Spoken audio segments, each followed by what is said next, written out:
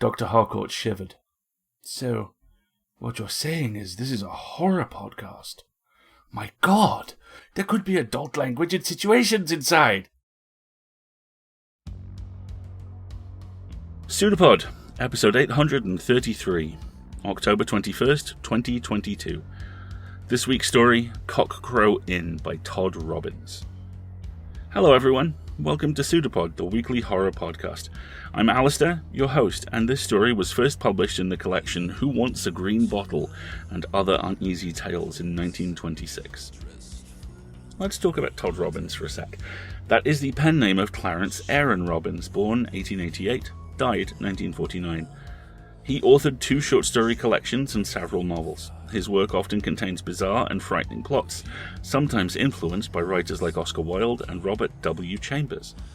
His novel, The Unholy Three, was twice adapted for the screen, and his story, Spurs, which we ran as Pseudopod episode 653, was used by Todd Browning as the basis for the infamous 1932 horror movie, Freaks. Robbins emigrated to the French Riviera from New York City and refused to leave during the Nazi occupation of France. He spent the war in a concentration camp, and he died in Saint-Jean-Cap-Ferrat in 1949. Your narrator this week is our very own Wilson Fowley. Wilson is an astonishing audio producer, a remarkable voice talent, and genuinely one of the nicest human beings I know. And I know an awful lot of human beings. It's a pleasure to have him aboard.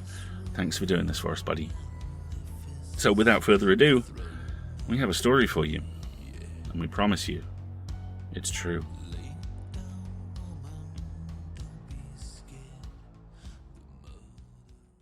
CockrowInn by Todd Robbins. Narrated by Wilson Fowley. CockrowInn stands defiantly facing the sea. For countless years it has stood thus, holding at naught the greatest strength of wind and water, quite careless of the dazzling thunderstorms which on sultry summer evenings attack it as though with lifted sword blades. A staunch old dwelling, raised by hands long gone back into their native dust. And on wild winter nights, when the waves thunder out their war song on the beach, when the wind screams its challenge to the sky, when all nature's resources seem bent on destruction, the windows of this hostelry twinkle cheerily for lonely travelers by land or sea. It feeds the hungry and warms the cold, and only once in all its 10 years has it failed to ward off the spirits of darkness, which, if the villagers are to be believed, infest the moaning caves of Wishbone Point. But I must let Ben Tibbet tell you the story as he told it to me, hunched up before his fireside, like a shriveled old boot put there to dry, Ben Tibbet with the long wizened neck and ferret eyes. I was new to that country then, coming straight from the city. Death had been rapping on my office door in town. What I needed was a breath of salt air and a place to stretch my legs. Wishbone Point soon made me into a new man. But the Tibbets, there's a tribe for you, all cut in one mold, like Noah and his family out of my nephew's ark. You can't mistake a Tibbet. There's little Archibald, just learning to crawl like a baby rattler. And there are Mother and Aunt Tibbet, fat women both, yet get a peep at them through the tap-room window on their way to church of a Sunday. See the swing of their long, thin necks like Strasbourg geese about to be fed, and you straightway know them for Tibbets. And last of all, there's old Ben himself in his chimney corner, snuffling sin out through his nose over the Bible. A Tibbet every inch of him, well seasoned by 80 years and 10, a bent twig of the devil's briar bush which caught in his grandmother's skirts, as he'll tell you himself after a hot toddy. What a neck the man has, long and lean as a swan's, with an odd Adam's apple peeping through like a half-swallowed frog on its way to the gullet.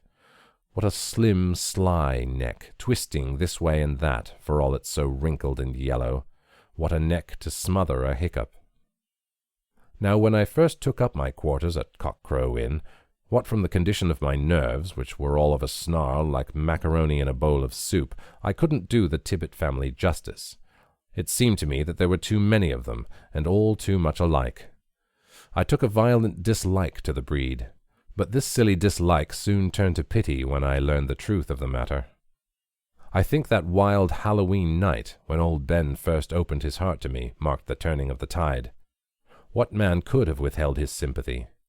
Poor old doddering chap, he had been marked at birth for the devil's fruit, he and his son and his grandson. Could he help what had befallen Nancy Greer, that wild slip of a lass who had once served a strange guest at CockrowInn in the days when the country was new? No, nor could she, for that matter, although she might have attended the burning of Anna Mulvane and thus cheated the devil. But I must begin at the beginning. As I have said, it was a wild Halloween. All day it had been blowing hard. Now the waves came crashing down on the beach like falling towers. A venomous wind was abroad, a frantic, tearing wind, which charged at CockrowInn, shaking the solid doors on their hinges, bellowing down the great chimney and slipping through each crack and cranny. And the outer night was filled with wandering voices. It held them all like an ebony cup, laughter and tears, joy and sorrow. "Bad weather," said Ben Tibbet, laying his Bible aside with a sigh. "All the praying in the world won't alter it. It's Halloween." "Halloween, eh?" said I. "I suppose the witches will be riding their broomsticks." "Aye, that they will," he muttered, uncoiling his neck and squinting up at the oak-panelled ceiling. "And there should be many to ride, for it's not like it was in my grandfather's day. In those good old times they couldn't go traipsing about just as they pleased. No, sir.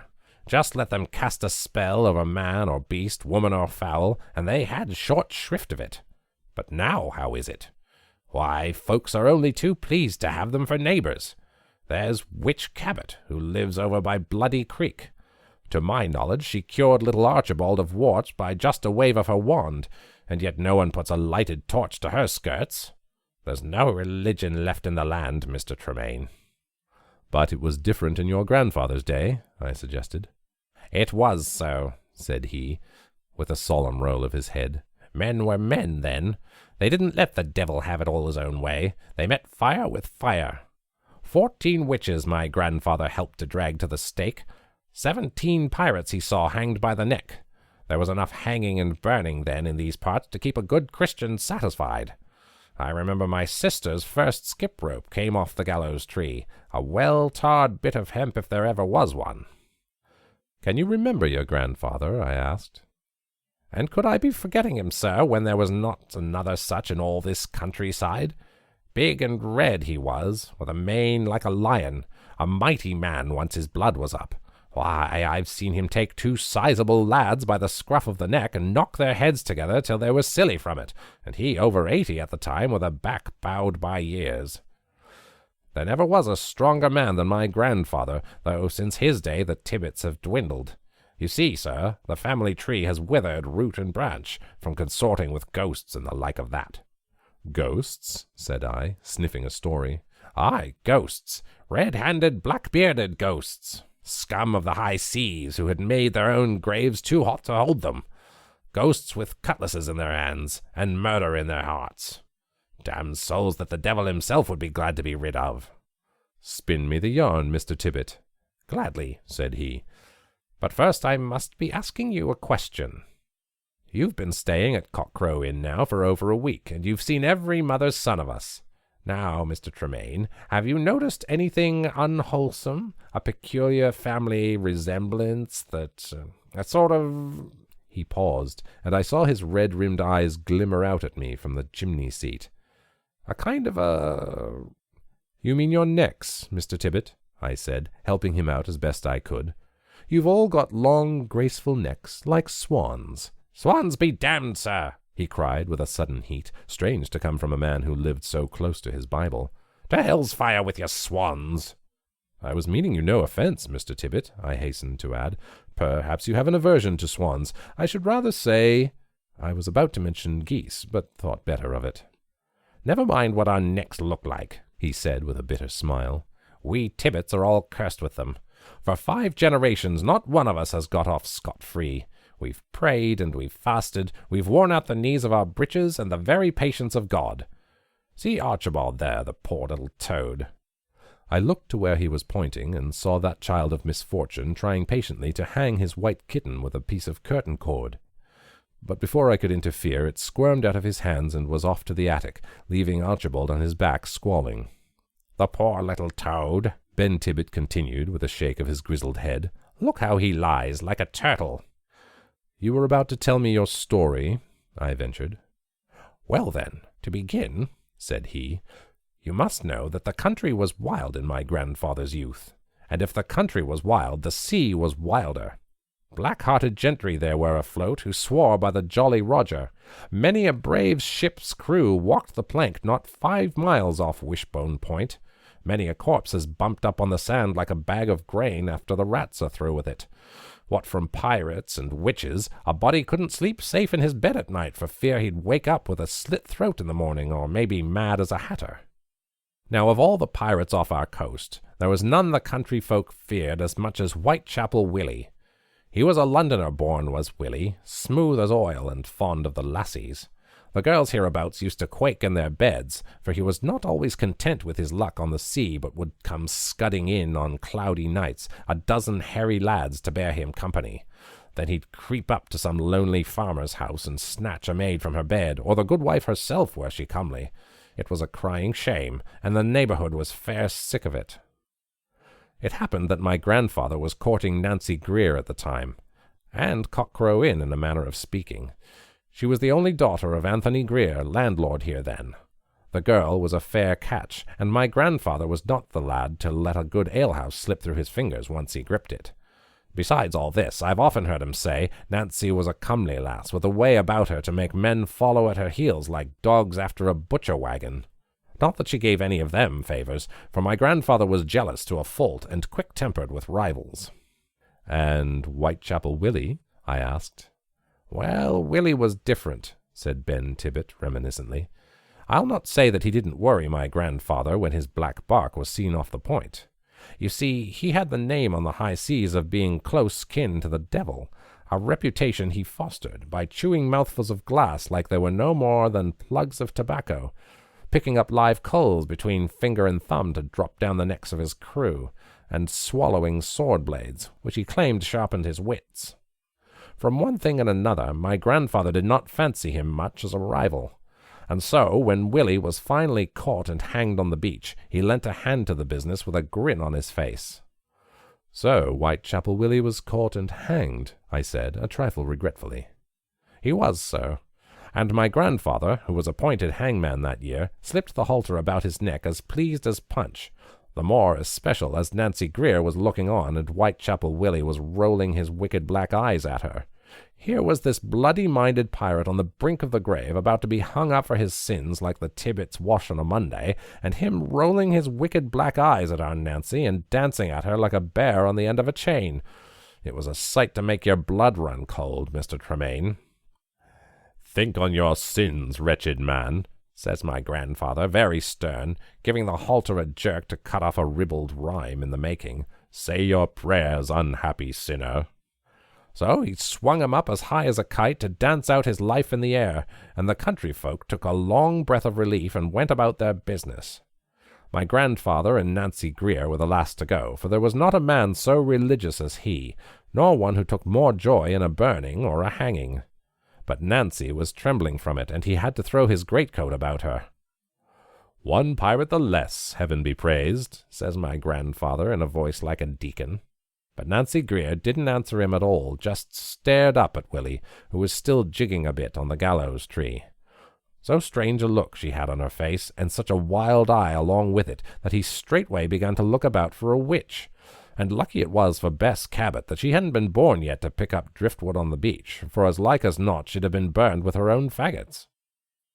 Well, Mr. Tremaine, the hanging of Whitechapel Willie kept my grandfather in good spirits for upward of a month.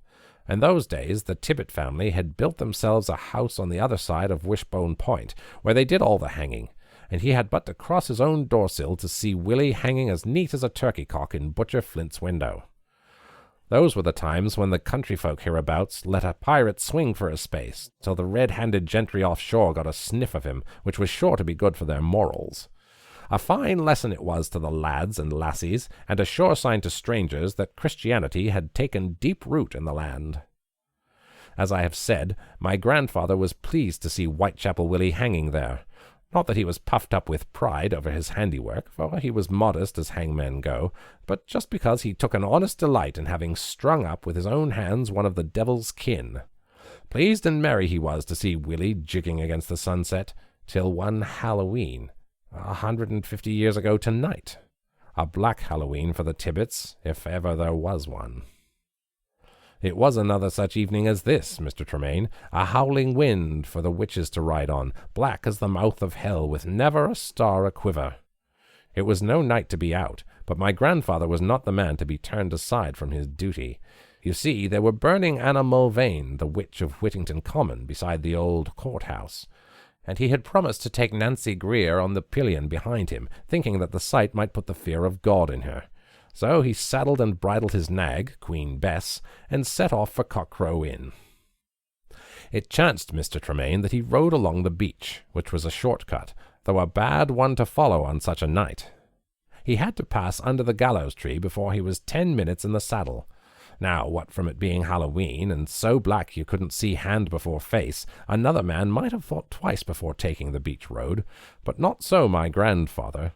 On he went, singing a snatch of a hymn, not from fear, but just because he was partial to holy music, thinking no doubt of the good fire where he could warm his hands at the expense of Anna Mulvane, when all of a sudden Queen Bess planted all 4 feet deep in the sand and let out a snort like a dragon.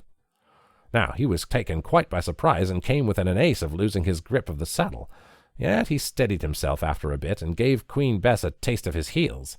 But she wouldn't move an inch, just stood with her ears laid back and shook all over. Well, being a quick-tempered man, my grandfather was about to draw his saber and give her the flat of it as a lesson in manners, when all of a sudden there came a flash of lightning which showed him a hair-raising sight. "What was it?" I asked breathlessly. Ben Tibbet took a long pull at his pipe before he answered me. His face was all working with excitement, and his eyes glowed like a cat's in the dark. "What was it?" said he very slowly. "Why, I'll tell you, Mr. Tremaine. My grandfather had ridden up to the gallows, never knowing it at all, and that flash of lightning, like a torch out of heaven, had showed him a mighty strange thing." "What?" I demanded. "Why, Whitechapel Willie had gone." "Gone?" "Aye, there he had been, hanging to my grandfather's knowledge for a good 3 weeks or more, as dead as a herring, swinging back and forth like a pendulum of that clock yonder, a plaything for the birds and the wind and the rain, and now, come Halloween, he wasn't there any more." "Perhaps some of his friends landed and cut him down," I suggested. "That's what my grandfather was thinking after he'd rubbed his eyes for a bit, and hot anger rose up in the man. He had hanged Willie so neatly and all to no purpose. So he drew out his Bible and swore a great oath on it that he'd have the heart of this snatcher of bodies before the year had run out. But after a time the wind cooled him off a bit, and knowing that nothing more could be made of the matter, he beat his nag forward with the flat of his sword, riding on with a heavy weight of curses behind his closed lips. Queen Bess trotted forward bravely enough once she had passed the gallows-tree, till she came up alongside a tall dark shape of a man striding along the beach like one in a hurry. Now my grandfather drew rein, perhaps feeling the need of companionship, or maybe just to break the news about Whitechapel Willie. And the moon peeped out for a bit, like a timid bride from behind a lace curtain, and showed him that the man had his chin on his breast. Tall and thin he was, and he didn't cast any shadow, though the light was bright enough, and my grandfather fell to wondering who it could be, knowing most of the men in the village, whom he had thrown about like rag dolls in his day. Was it Red Tim, the blacksmith? No, Tim was shorter and broader. Was it Richard Bell, the barber? No, Bell had more of a stoop to his shoulders. Now, wasn't it Parson Peabody's wild younger brother, him who was said to be mad when the moon was full? He was just such a figure of a man, silent and moody, a bad companion, but better than none on a wild Halloween. "God be with you, friend," said my grandfather through his nose like a parson. "Mayhap you're on your way to the burning?" "I am cold," said the wayfarer then, in a voice shrill as a crowing cock. "Think you, hangman, that it will be cheerful there as in the devil's kitchen?"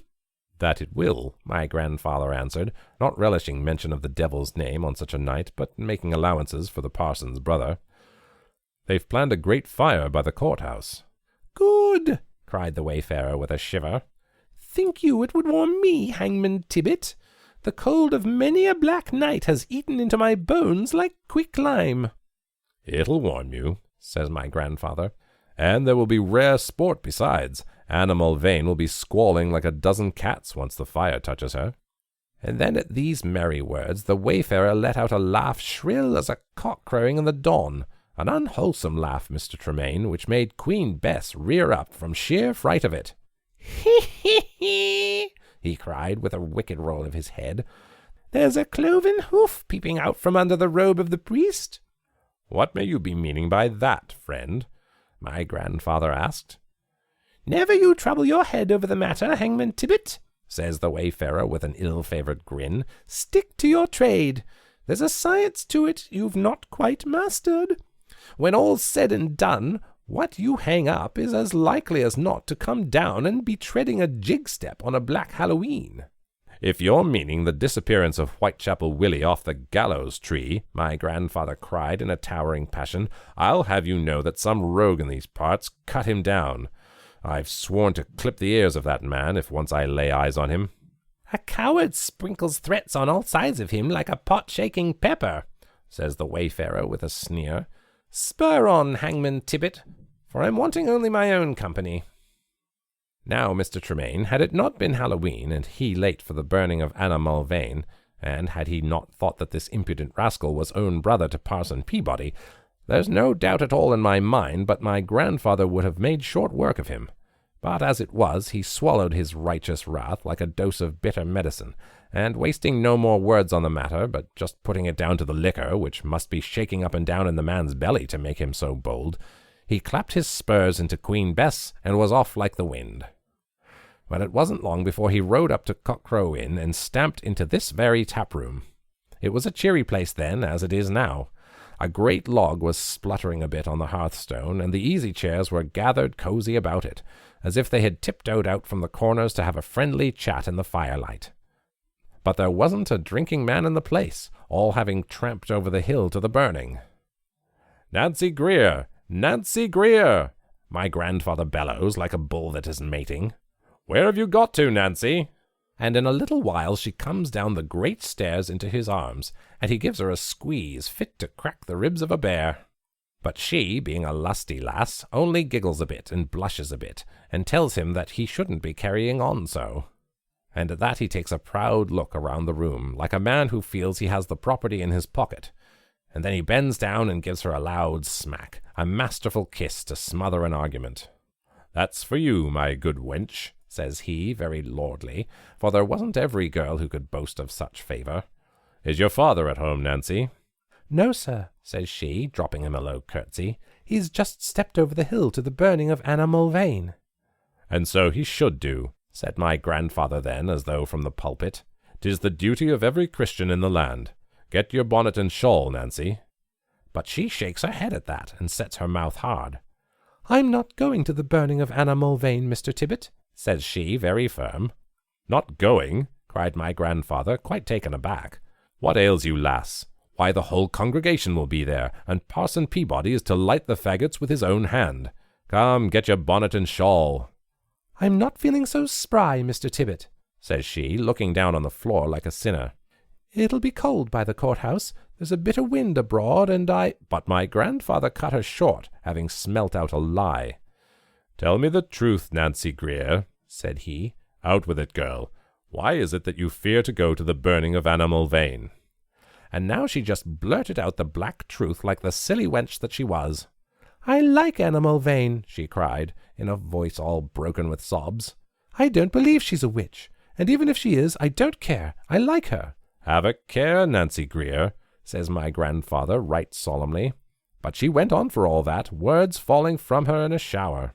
"Why must you be always taking me to hangings and burnings? I hate them, Mr. Tibbet. Yes, hate them. There was the time you men of the church burned poor old widow Penwyn. Mind how her hair flamed up, Mr. Tibbet, and how she clawed it. I see her yet in my dreams."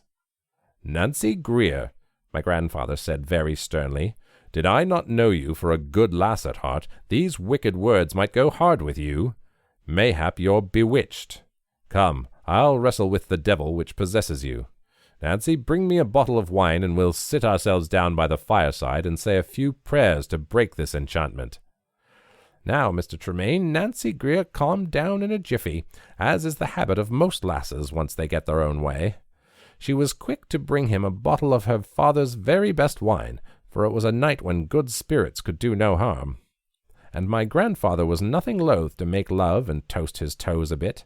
Perhaps he had grown a trifle weary of burnings, like a man who has gone too much to the playhouse.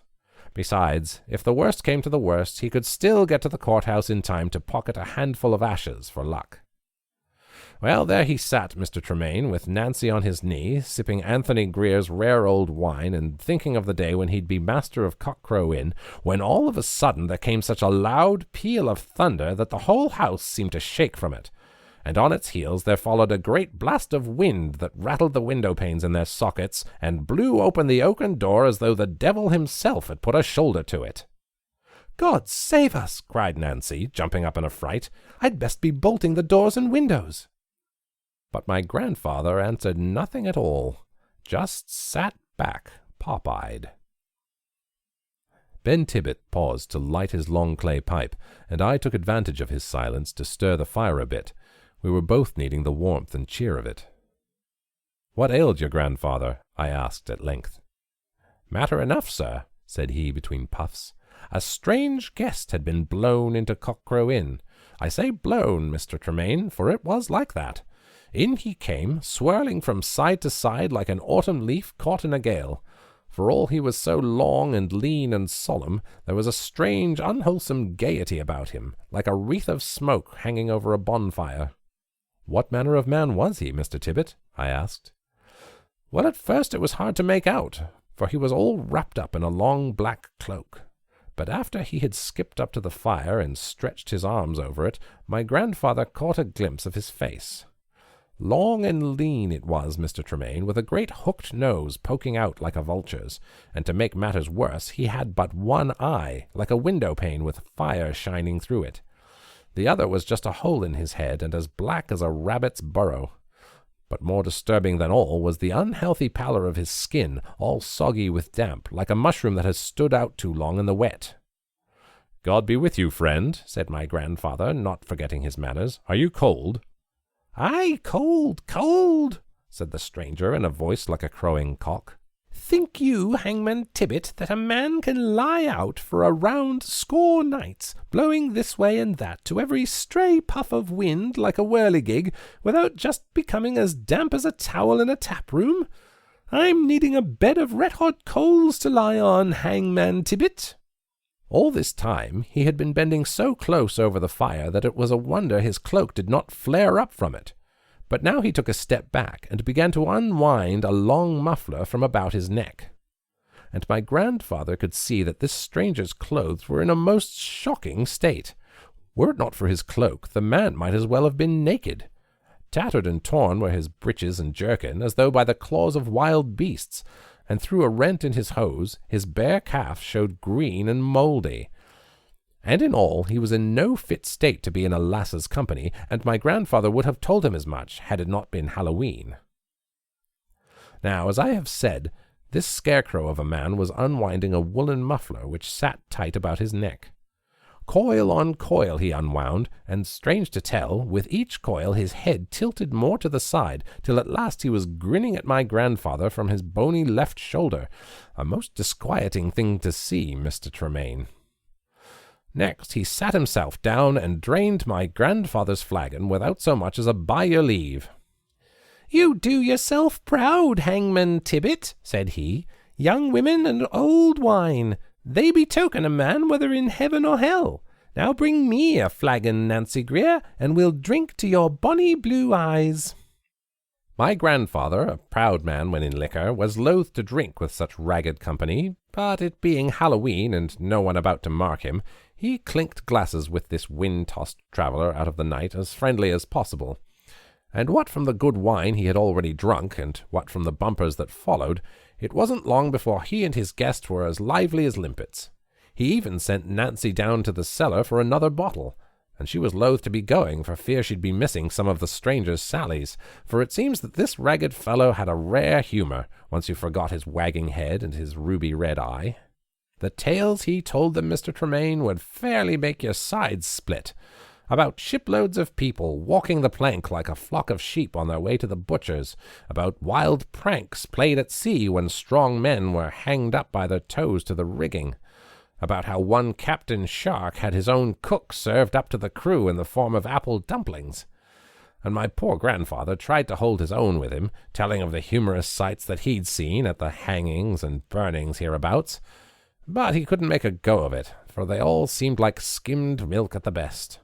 So he shook his head as the stranger's stories grew wilder and wilder, reflecting, no doubt, that this merry fellow's youth had not been without blemish. And also he began to think that his roving eye fell on his Nancy a bit more than was seemly. "On your feet, Hangman Tibbet!" the stranger cried out at last with a flourish. "On your feet, you lubberly swine, for I've a toast for you." "I'll have you know," my grandfather began in a towering passion, but he got no further with it, for this ragged stranger drowned him out with small respect and less manners. The ditty he sang in his high crowing voice ran something like this. "Here's to Whitechapel Willie, who sails the 4 seas. He's known from Calcutta to Florida Keys, with a puncheon of rum and a dirk in each hand, in a snug little lugger a league from the land. For wine and women and plenty of duff, he'd sink a whole fleet and not call it enough. For he's Whitechapel Willie, who sails the 4 seas, well known from Calcutta to Florida Keys." "Whitechapel Willie?" my grandfather cried. "Did you mention the name of Whitechapel Willie?" "Aye, Pumpkinhead," said the stranger, "I did sing of Whitechapel Willie. What then, pop-eyed hangman?" Now, Mr. Tremaine, there's no doubt at all in my mind but that my grandfather would there and then have slain this fellow had it not been for a strange trick of memory which tormented him. He had even laid his hand on his sword hilt, so far had he gone in the matter, when something familiar about this stranger's manner held his arm back. Where had he seen that hooked nose before? He must find out before he slew him, or else his curiosity might go begging through life. Thus he reasoned, and at once swallowed his anger.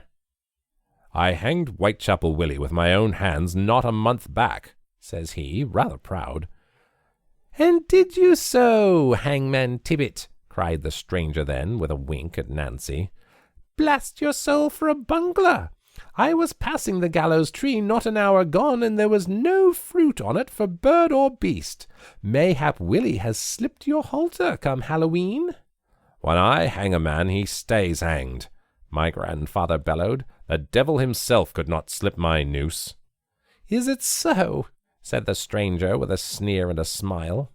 "Nancy, my dear, surely a dead man is of more worth to a lively lass than this hulking, hiccuping homespun. Sit you down on my knee, girl, and I'll sing to you of Whitechapel Willie. Now Whitechapel Willie was wooing a wench, pipe up on your flutes and your fiddles. He sat her down on a cobbler's bench, sing high, sing low, sing... But now my grandfather drowned him out with a volley of oaths which would have done justice to any pirate. He was fair foaming with rage, for out of the corner of his eye he could see Nancy creeping over toward this stranger like a bird once the snake beckons it.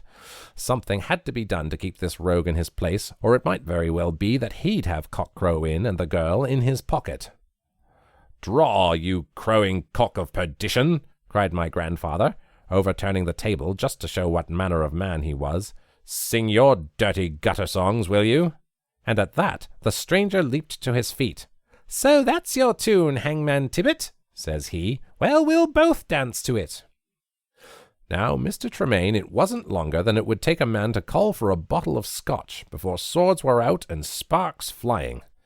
Back and forth it went, blade crossing blade in thrust and parry, a great roaring of oaths from my grandfather, and a smashing of chairs and tables that stood in his path.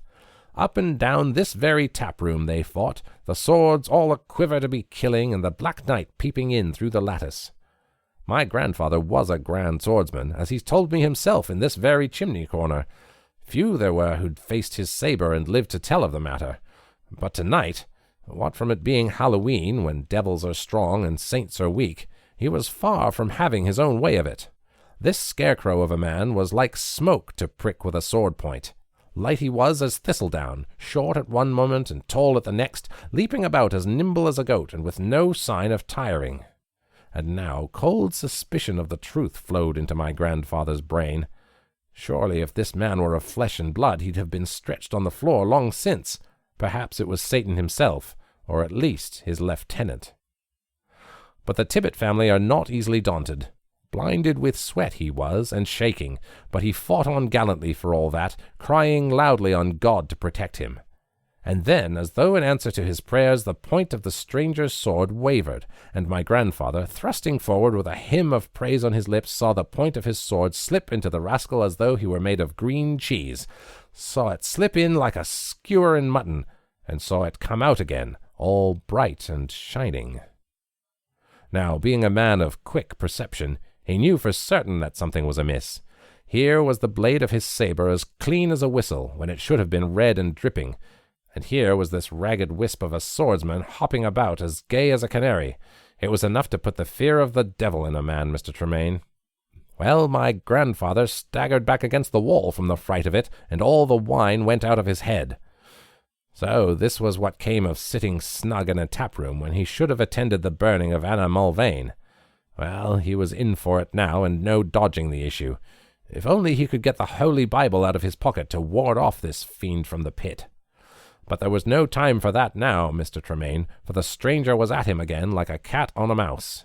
Up and down the tap-room it went, swords rattling like the devil's dice-box, and my grandfather put to it to keep on his feet. Lucky it was for him that the hilt of his sabre was fashioned like a cross, which guarded him against the devilry afoot. Had it not been, he would have met death with his boots on, and not like a Christian in bed. But as it was, his head was swimming from the sweating fatigue of it, and his knees were clicking together like castanets, and his breath was whistling in his throat like the wind down this chimney. All in all, he was in no fit state for fence. Well, matters went on from bad to worse. Soon my grandfather got wandering a bit in his head. It seemed to him that the room was spinning around like a top. Faster and faster it went, and then all of a sudden a great gust of wind pushed the tap-room door open, and out of the night came a wild, wind-tossed company. Black, hairy lads were these, all dressed in silks and laces, marching in with a swing and a swagger. Wild lads who had sailed the Spanish Main, stained to the eyes with blood and treasure. Rollicking bucks who would cut a throat for a bottle of grog, or play a prank on a parson. In they marched, 2 by 2, and formed a solemn ring about him, a ring of faces like you see in dreams, bearded all, with eyes red as coals in the gloaming. And as he fought wearily on, with hope of heaven fast fading, the tattered swordsman before him burst out into song, which the others soon raised to a roaring chorus. And now my grandfather felt that he too was singing in spite of himself, and against all reason. Here's to Whitechapel Willie, who sails the 4 seas. He's known from Calcutta to Florida Keys, with a puncheon of rum and a dirk in each hand, in a snug little lugger a league from the land. For wine and women and plenty of duff, he'd sink a whole fleet and not call it enough. For he's Whitechapel Willie, who sails the 4 seas, well known from Calcutta to Florida Keys. And now he knew for certain with whom he had crossed swords on this black Halloween, and all hope flickered out of him. Also he recognized 2 or 3 of the hairy lads who looked on, gentlemen of fortune these, whom he had strung up right gaily at one time or another. And now that he felt that the devil had his own way with him, that it was useless to struggle further, he leaped back and snapped the blade of his sabre across his bent knee. What was left of it was but the hilt, made into the likeness of a cross, as I have told you, Mr. Tremaine.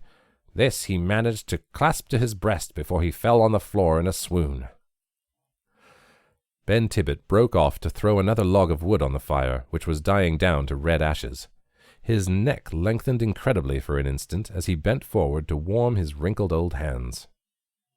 "And who was this rollicking swordsman out of the night?" I asked. "Surely it was not Whitechapel Willie." "Aye, so my grandfather was thinking," said Ben Tibbet with a shake of his head. "Whitechapel Willie come down from the gallows tree on a black Halloween. But hear me out first, Mr. Tremaine, and then you can be judging the matter. As I have told you, my grandfather had dropped in his tracks from fear or fatigue. How long he lay in a swoon on this tap-room floor he never knew, but when he opened his eyes again, the place was black as a pit. Not a candle glimmered, and the log in the fireplace had sputtered out, leaving the room as damp as a cellar. "Nancy!" he cried, sitting up in a fright. "Nancy!" But there was no answer at all, just the whimper of the wind in the fireplace and the sad sigh of the waves on the beach. So he climbed to his feet and lighted one of the candles.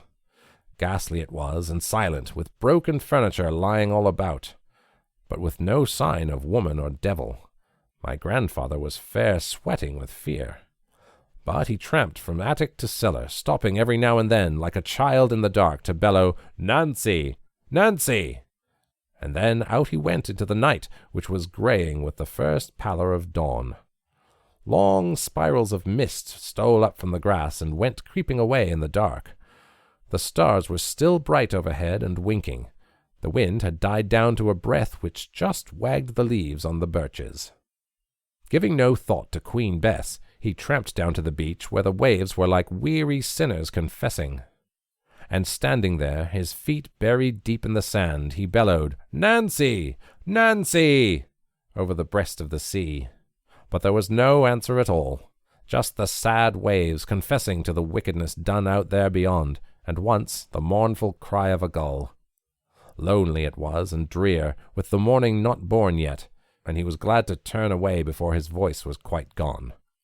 He plodded down the beach, still fuddled in his head from the night's devilry, and not thinking or caring overmuch where he might be going, when all of a sudden he heard a strange sound coming out of the mist far ahead.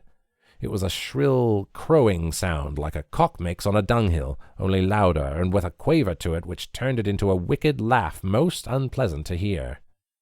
"Whitechapel Willie!" I broke in. So my grandfather was thinking, and he began to run. For now, with the promise of dawn in the air, and Halloween about spent, he was brave enough to face man or devil. On he ran, with that wild laugh still stinging his ears, till soon he saw the gallows-tree looming up black through the mist. The gallows-tree, and something that dangled there, jigging a bit on the heels of the wind. "Whitechapel Willie?" I asked. "Sure enough, Mr. Tremaine, Whitechapel Willie. There he was, strung up for the world to see, a ball of dried meat that the birds might peck at, the same as he had been before Halloween." But my grandfather had spied something else which made the hair on his head ruffle up. There, at the foot of the gallows, dim as a dream in the pallid dawn, was a queer shape all wrapped up in an old black cloak.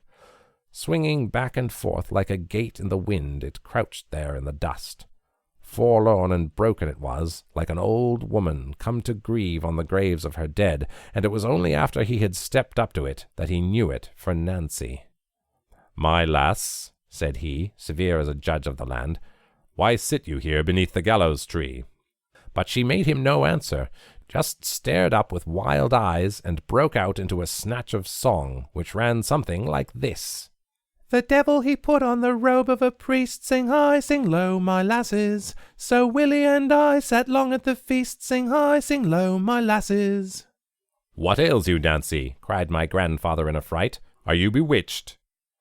But still she made him no answer, just stared up wild-eyed at the gallows-tree, and sang another snatch of her ribald ditty. "Now Willie was merry as he could be, sing high, sing low, my lasses. But the devil was rude to wink at me, sing high, sing low, my lasses." Well, my grandfather clapped his great hand over her mouth, for he saw that all sense had been bewitched out of the girl, and feared she might sing something which she might have to burn for later. So he bottled up her music there and then, and, picking her up in his arms, carried her back to CockrowInn. And that about ends my story, Mr. Tremaine. "But how long was it before she gained her reason?" I asked, not at all satisfied. "Never, rightly speaking. She was always breaking out into songs about Whitechapel Willie, some of them scandalous. I remember one time when I was a mite of a lad in church with her, and she piped up on a ditty which made the congregation stare, I can tell you." "And your grandfather was willing to marry a mad woman?" "He was so, Mr. Tremaine. He was wont to say that his Nancy was better than a watchdog, the way she'd pipe up if anyone stirred beneath stairs of a night. And then there was CockrowInn to be considered. Was he going to let that slip through his fingers just because Nancy Greer wasn't as sensible as some? Did he ever find out what had happened to her? I asked. Ben Tibbet flushed and shook his head. Yes and no, said he. Of course, there were times when he had to close his ears to her pipings. There were ditties of hers that, well, the least said about them the better, Mr. Tremaine. She's in her grave now, poor woman. Like a cackling goose she went about CockrowInn in my childhood, mad as a hatter and merry. A handsome old dame, despite her wild eyes and wilder music. There was the savour of the sea in her, Mr. Tremaine, a wild, rollicking spirit which has hanged many a man, but which is rare to find in a woman. A chap could hear her from the attic to the cellar when she came out full blast with one of her ditties, all about rum and murder and pieces of eight. But the curse laid on your family, I broke in, your necks.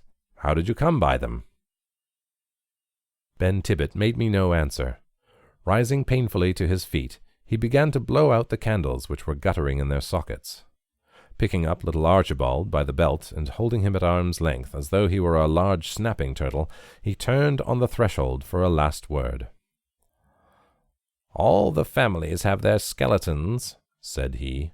"Well, sir, I let ours out of the closet tonight to dance a bit for your pleasure, it being Black Halloween, when men grow talkative by the fireside. But I don't want you to be thinking that I'd throw mud at my own grandmother. No, sir. Nancy Greer was an honest lass, and had she gone to the burning of Anna Mulvane, all this would not have happened. It was a slip that cost her dear, and the Tibbets dearer. A good evening to you, Mr. Tremaine."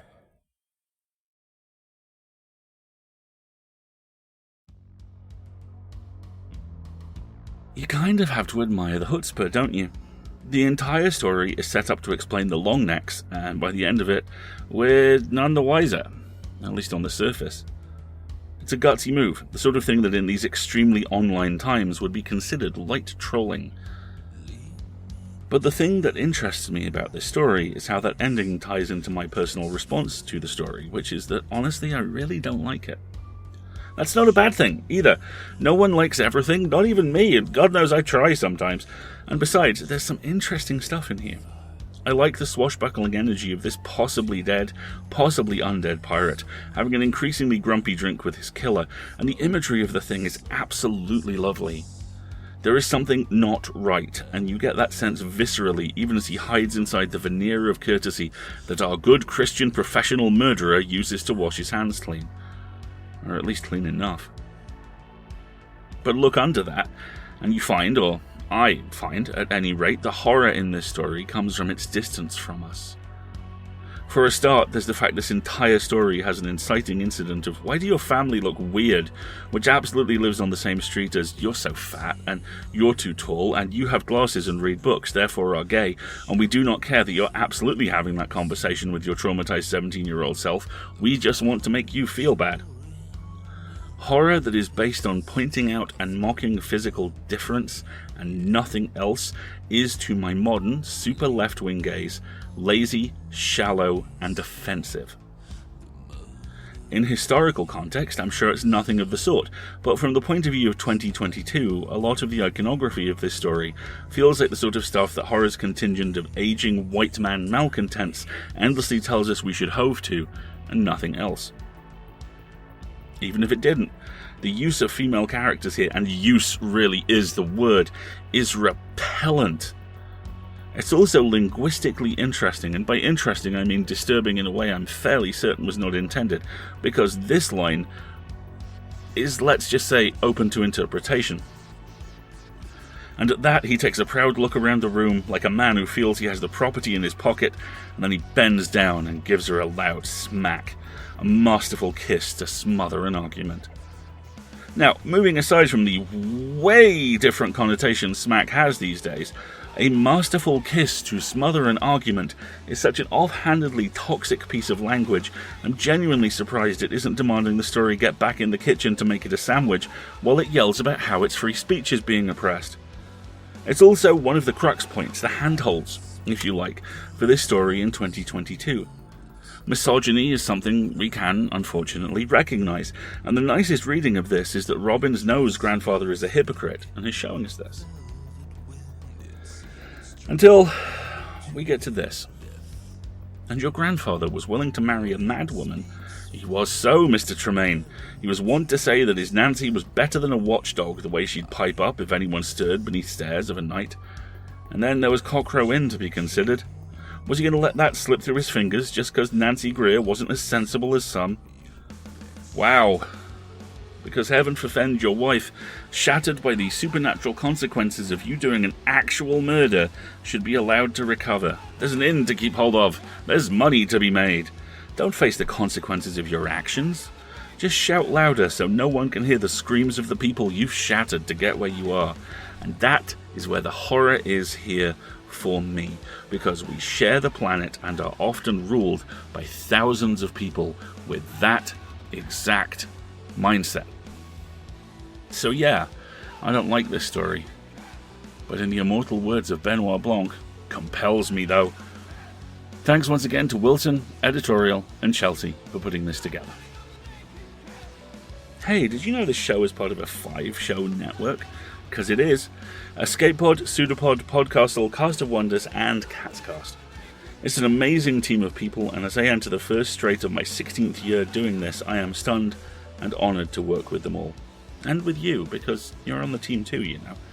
We rely on you to pay our authors and cover every cost. We're donation funded, and we're also now at the point where we're paying everyone, and that's a major benchmark because we believe everyone who works in this field should be rewarded for the time they put into it. Also, without any element of our staff, from editors to authors to hosts to producers to slush readers and associate editors, the whole system collapses. Everyone is needed. Everyone deserves to be paid. And we know things are tough. And we know things are probably getting tougher. But we really do need the help. So if you can help out, if you are in a position to do so, please do. You can donate any amount you want, or subscribe from as little as $5 a month through PayPal and Patreon. That gets you access to the support bonus content too, and that is well worth your time. Pseudopod extrusions, extra episodes of Catscast, it's a really good deal. You get things, we get the resources to make more things which you then get. Everyone wins. So please, help everyone win. We'll be back next week. It'll also be, as it is now, a production of Escape Artists Inc. and released under a Creative Commons Attribution Non-Commercial No Derivatives license. And then we're back on the 25th with Kat in the big chair and Chelsea working the dials for To the Tooth, a fantastic bonus piece by Amy Nagopoline. And then, on the 28th, we've got Trickin' by Nicole Givens-Kurtz, read by Devontae Johnson and hosted by Nightlight's own spectacular Tonya Ransom. And then, on Halloween, hey, you want to go see a parade? Happy Horror Christmas, everyone. Those episodes will, like this one, be released under a Creative Commons Attribution Non-Commercial No Derivatives license, and I leave you with this quote from Invasion of the Not Quite Dead by MC Frontalot and Wheatus. You have to learn to live with the fact that you're dead. See you next time, folks. It's a pseudopod. It's a big foot. It's all about podcasts these days.